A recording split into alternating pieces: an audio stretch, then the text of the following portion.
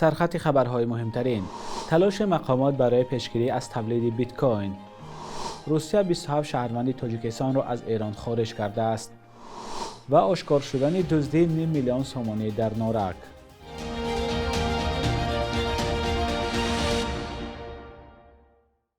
سلام بینندگان عزیز، تازه‌ترین اخبار تاجیکستان و جهان را در برنامه نویدی بامدادی تقدیمتان می‌کنیم. امروز 16 اپریل سال 2026 است. مقامات تاجیکستان برای آشکار کردن حالت‌های ساختن اسعار رقمی یا بیت کوین گروهی کاری تأسیس دادند. رستم میرزازاده، سردار اداره آتش‌نشانی وزارت کارهای داخلی، در مقاله نوشته است هدف آشکار نمودن حالت‌های جای داشتن تصرف نیروی برق برای تولید اسعار رقمی بیت کوین است. با نوشته میرزازاده، کارمندان اداره ساختارنشانی و برق تاجیک برای پیدا کردن موردهای تولید اسعار رقمی در کارخانه و اداره‌ها کارهای پروفیلاکتیکی می‌گذرانند. حکومت تاجیکستان آوردن همگونه دستگاه تولید پول رقمی را به تاجیکستان منع کرده است. قبلا مقامات تاجیکستان از ده‌ها مورد دزدی برق برای تولید اسعار رقمی خبر داده بودند. طبق آمار حبیب الله واحدزاده دادستان کل، سال گذشته از حساب کارگاه‌های پنهانی تولید پول رقمی 38.7 میلیون سومانی مبلغ استفاده برق آشکار شده است. در تاجیکستان ساختن پول رقمی اجازت نیست، چون مقامات میگویند نظارت کامل بر این نماد اسعار وجود ندارد. وزارت دفاع تاجیکستان میگوید که نقشه دعوت بهاری جوانان به ارتش 80% اجرا شده است. به قبل منبع ولایت مختار کوهستان بدخشان و شهر دوشنبه نقشه را پر اجرا کردند. در ولایت ختلان نقشه دعوت 96، سوخت 57 و در ناحیه‌های تابع جمهوری 68% عملی گردیده است. دعوت بهاری جوانان 1 اپریل آغاز شده تا 30 می ادامه می‌کند. مقامات تاجیکستان از زیاد شدن صفی جوانانی که اختیاراً به ارتش می‌روند توصیف کردند، اما قریب در هر دعوت ساکنان بعضی از منطقه‌های کشور از سربازشکاری و ابله و فشار مقامات شکایت دارند. روسیه ده‌ها کارمند نیروگاه هسته‌ای بوشهر را از ایران بیرون آورده است که در میانشان 27 شهروند تاجیکستان نیز هستند. در این باره رسانه‌های دولتی روسیه از قبل اندری ژیلسوف، کنسول ژنرال این کشور در اصفهان خبر دادند.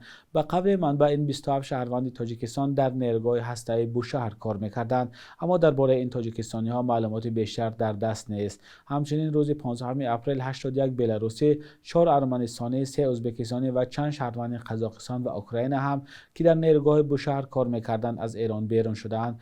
با گزارش رسانه‌های روسی، این افراد را از طریق زمین به ارمنستان برده بعداً با هواپیما به روسیه انتقال دادند. مقامات روسیه گفتند که در عموم 632 نفر را از ایران بیرون آوردند که در میانشان اعضای عائله دیپلمات‌ها نیز هستند. ولادیمیر پوتین رئیس جمهوری روسیه پیشتر از حضور 200 متخصص روسیه در نیروگاه هسته‌ای بوشهر خبر داده بود. نیروگاه هسته‌ای بوشهر از سوی شرکت روسیه راساتم ساخته می شود. این شرکت اولین ماه مارس و در پی حمله‌های آمریکا و اسرائیل به ایران خبر داده بود که کارهای ساختمانی در بوشهر قطع شدند. آژانس ضد فساد از آشکار شدن دزدی بیش از نیم میلیون سومانی در مؤسسه‌های کمک اولیه طبی شهر نارک خبر داده است. این نهاد 15 اپریل در گزارش نوشت که سرمحاسب و مدیر انبار این کارخانه از طریق ساختن سفارشنامه‌های پولگزارانی تحریف شده 530,000 سومانی را از خود کردند. این مبلغ در سندها به نام اتفاقهای کسبت نوشته شده، ولی به گفته آژانس ضد فساد از سوی سرمحاسب و مدیر انبار از خود شده است. نظر این افراد به قضیه معلوم نیست. علیه این دو کارمند مؤسسه‌های کمک اولیه طبی شهر نارک با اتهام‌های از آن خودکنی و ساخته‌کاری خدمتی پرونده باز شده است. این اتهام‌ها جریمه و یا تا 12 سال زندان را پیش بینی می‌کنند. فساد از مشکل‌های اساسی تاجیکستان گفته می‌شود. با استفاده از آتش‌بسی 2 هفته‌ای بین آمریکا و ایران، بازار بزرگ تاریخی در تهران در خود را برای مهمانان باز کرد. از جمله دکان‌های فروش قالین‌های مشهور فارسی دوباره به فعالیت شروع نمودند. ادامه موضوع در گزارش همکارم شهلا گلخواجه. بازار تاریخی تهران در پس منظر آتش‌بسی شکننده بین آمریکا و ایران، دکان‌ها دوباره باز می‌شوند. سید محمدی، متخصص ترمیم قالین‌ها، در مرکز بازار روی یک از قالین‌های معروف ایرانی کار می‌کند. او گفت تاجران چند پیش به دکان‌های خود برگشتند، ولی دورنما هنوز نامعین است. الان توی این شرایط جنگی هم که فعلا 2 ماهی بود که تعطیل بود، بعدا تقریبا 5-6 روز اومدیم ما که حالا توکل به خدا از این به بعد چی میشه، حالا صلح میشه نمیشه، حالا به این شرایط بازار چجوری میشه دیگه، ان شاءالله که خوب بشه. یک صاحب دکان قالین بافی میگوید تجارت آهسته از سر گرفته می شود و قسمی از بارها بارهای زمینی به اروپا انتقال می یابند.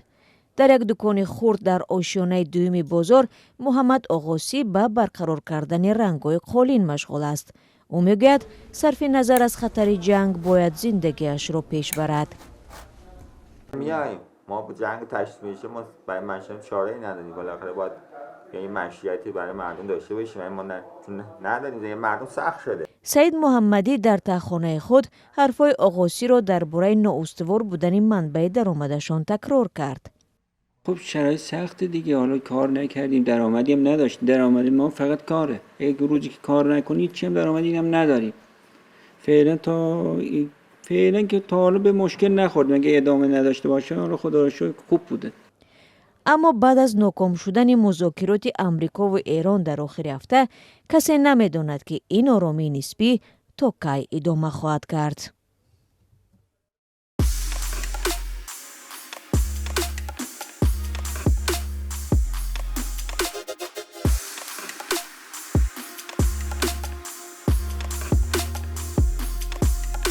همه چیزی که میخواهند و میخواهید در اینجا هست.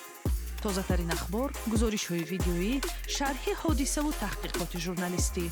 زمینه رادیو آزادی را نصب کنید و همه این را با انگشت زدن به تلفن هوشمند خود به دست بیارید. سنات پالات بالای پارلمان آمریکا برای چهارمین بار طرح حزب دموکرات برای قطع جنگ علیه ایران را رد کرد. لایحه پیشنهادی اعضای حزب دموکرات پیش بینی می‌کرد که تا زمانی صادر شدن اجازت از سوی کنگره جنگ علیه ایران قطع شود، اما اکثریت اعضای سنات 15 اپریل از تلاش‌های نظامی دونالد ترامپ علیه ایران حمایت کرده و طرح پیشنهادی دموکرات‌ها را رد کردند. و طرفداری از این طرح همگی 47 نفر رأی موافق داده، 52 اعضای دیگر سنات مخالف آن آواز دادند. از زمان آغاز جنگ آمریکا و اسرائیل علیه ایران این چهارم بار است که دموکرات‌ها چنین طرح را به آواز گذاشتند و همه آنها با مخالفت جمهوری خواهان رد شد.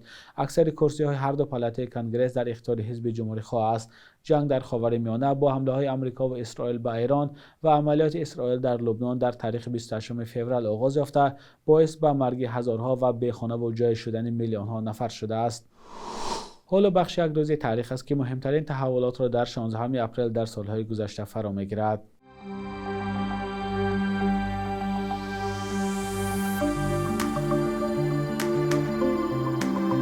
16 اپریل سال 1934 با قرار کمیته مرکزی حزب کمونیست اتحاد شوروی جایزه عالی قهرمان SSSR و نشان طلا تأسیس شد.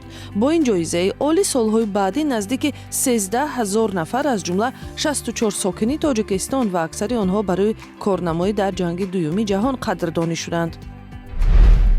16 اپریل سال 1992 در اوج نابسامانی‌های سیاسی در افغانستان که از اختلاف حکومت کمونیستی رو به مسکو کابل و مخالفان این حکومت برمی آمد، پرزیدنت محمد نجیب الله از قدرت کنار رفت. ضدیت‌های گروه‌های سیاسی در اوج بود و نجیب الله در قرارگاه سازمان ملل متحد در کابل پناه یافت. 4 سال بعدش گروه محافظه‌کار طالبان سر قدرت آمد و یکی از وحشت‌های نمایشکارانش قتل بیرحمانه و پر از خشونت محمد نجیب الله و برادرش گردید. در یک پرسش افکاری عموم چندین سال بعد مردم در افغانستان گفتند رهبری نجیب الله دوره رشد اجتماعی و مدنی افغانستان بود. 16 اپریل سال 1998 تلویزیون SM1 سیمای مستقل یکم به کار آغاز کرد که از نخستین تلویزیون‌های خصوصی در شمال تاجیکستان به شمار می رود. تلویزیون SM1 برای ساکنان شهر خوجند و ناحیه‌های اطراف مرکز ولایت سوخت 18 ساعت در شبانه روز نمایش‌ها پخش می‌کند و اکثر آنها خبری و تفریحی می‌باشند و در برابر تلویزیون‌های دولتی جمهوری یک گزینه اطلاعاتی را فراهم می‌کند. شبانه روز اخیر قرب روبل روسیه و هم دلار آمریکایی در برابر اسعار ملی سامانه تقریباً بی تغییر بود. صبح امروز در بانک تجارتی تاجیکستان 1000 روبل روسیه به 122,124 سامانه برابر است. 100 دلار آمریکایی باشد تا 943 سامانه ارزش دارد. بانک ملی تاجیکستان قرب ارز خارجی را برای 16 اپریل چنین تعیین کرده است.